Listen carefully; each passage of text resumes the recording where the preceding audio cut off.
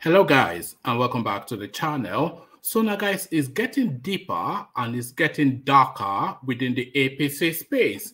The rascally little man from Ikene, who you know as your vice president, Yemi Osinbajo, once upon a time from Lagos by the way, but now he has now found this ancestral being and he has reverted back to his culture, which is in Ikene in Ogun State. But that is a story that we'll go to maybe in the course of this video or in a future video. But the rascally little man from Ikene, of course, Ikene, which is where Yemi Osinbajo comes from, he has now found his mojo and is apparently biting the hand that feeds him. So here he is right here, the rascally little man from Ikene. How I found out Abi Buhari's running mate, Vice President Yemi Osinbajo. So how he, let me actually share the screen with you so you can see where I'm coming from with this. So let me just, let's share the screen so we can read through it together. So here it is right here, the rascally little man from Ikene. How I found out Abi Buhari's running mate, a headline attributed to the diminutive little man from Ikene in Ogun State. Pardon me. Vice President Yemi Osinbajo has explained how he was selected as the running mate to President Muhammad Buhari in the build-up to the 2015 elections. Osinbajo, whilst addressing State House press corps on Wednesday at his official residence, explained that he was working on a case in Abuja as a lawyer when he got the good news. According to him, Rauf Aregbesola, the current Minister of Interior, was the one who informed him of the party's decision around 1 a.m. on December the 18th, 2014. So let's pause there for a moment. So Rauf Aregbesola informed him. If Rauf Aregbesola informed him, that is to tell you that he is indicating that Tinubu is not involved. You know, because if Tinubu was the one that orchestrated him being the vice president, then Tinubu would have been given the grace to inform him, not Rauf Aregbesola. But then there's another element to this. If Rauf Aregbesola informed him that he was vice president, then that speaks to the relationship between him and Rauf Aregbesola. So where does that then place Rauf Aregbesola in that now mortal battle between Tinubu and Osinbajo? So so many questions just loaded into that just one little paragraph. According to him, Rauf Aregbesola, the current Minister of Interior, was the one who informed him of the party's decision around 1 a.m. on December the 18th, 2014. Bola Tinubu, former Lagos State Governor, is said to have played a role in picking Osinbajo as Buhari's running mate.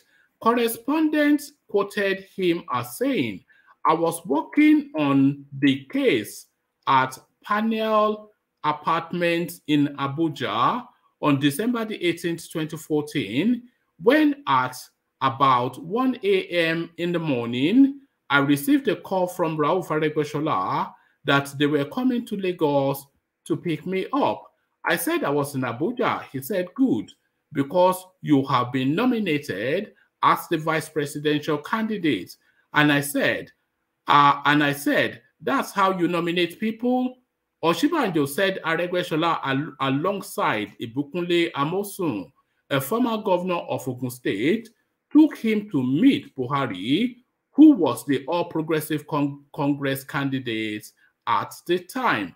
Osinbajo, who is seeking the presidential ticket of the APC, said he was fully prepared to take a shot at the presidency. He further stated that there were only a few people who have the kind of experience he has to be president of the country. So there it is right there. That is a distancing if there ever was one.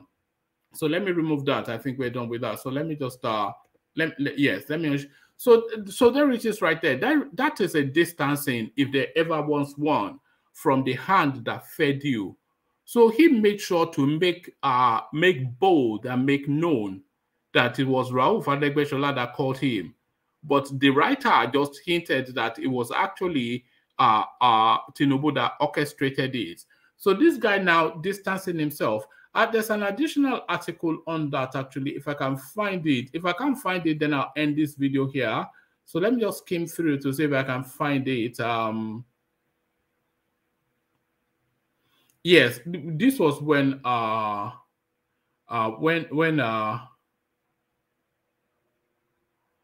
okay, let me just give you this.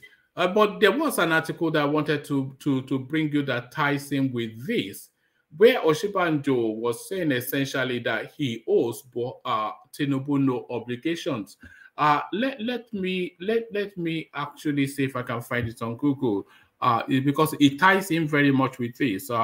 Oshiba, so let's type it on Google and see what we get. Osinbajo. So I owe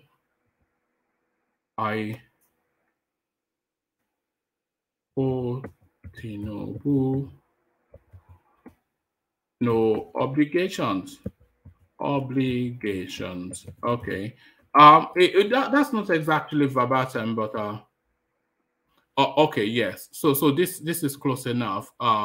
This is close enough as to make the story. So this is the headline now, where he continues to distance. Let me share it as well. This is close enough as where he continues to distance himself from his principle. The hand that fed you, of course.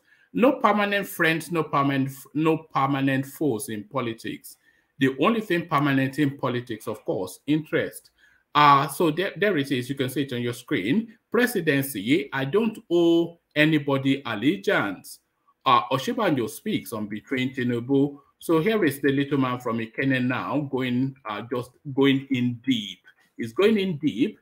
The Vice President and 2023 presidential aspirant, Yemi Osinbajo, has said let's start that again. The Vice President and 2023 presidential aspirant, Yemi Osinbajo, has said he owes nobody any allegiance. Osinbajo said he owes no single individual any allegiance outside his oath of office and the allegiance he swore to Nigerians when he came into office in 2015. He disclosed this during his political consultations in Ogun State on Tuesday.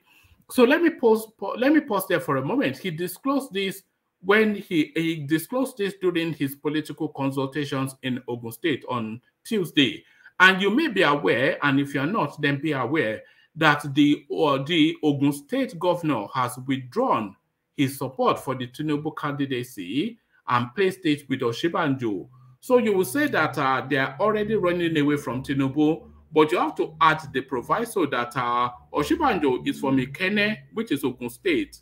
And of course, by obligation and by son of the soil politics, the governor of that state has to give his own state the best chance. So he withdrawing the governor that is of Ogun State, withdrawing his allegiance to Tinubu and placing him with Osinbajo is entirely and in totality a son of the soil politics.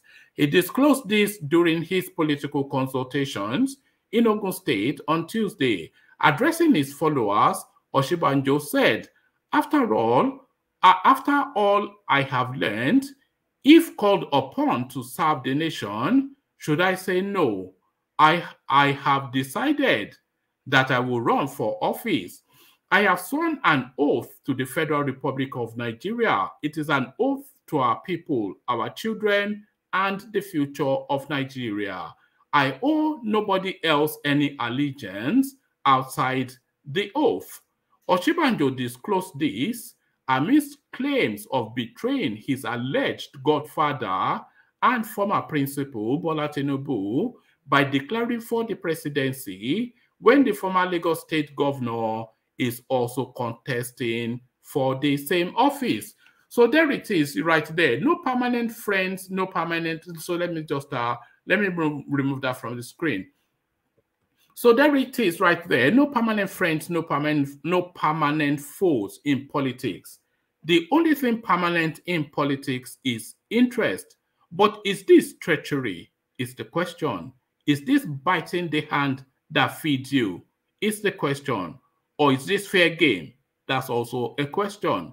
Is this may the best man win? That's the question. Is he obliged to Tinubu? Is a question. Or Tinubu, who is debilitating visually in public, both mentally and cranially, should he step down then, so that we don't then end up with another in the hospital president? Is another question. So all of these questions, what are your answers? Come share thoughts with me in the comment section. So I'll leave it here. Carry the conversation on with and before I go, make sure you do click on the like and subscribe button for reasons of our YouTube algorithm. So I'll leave it here. Carry the conversation on with you in the comment section. But here, I say peace.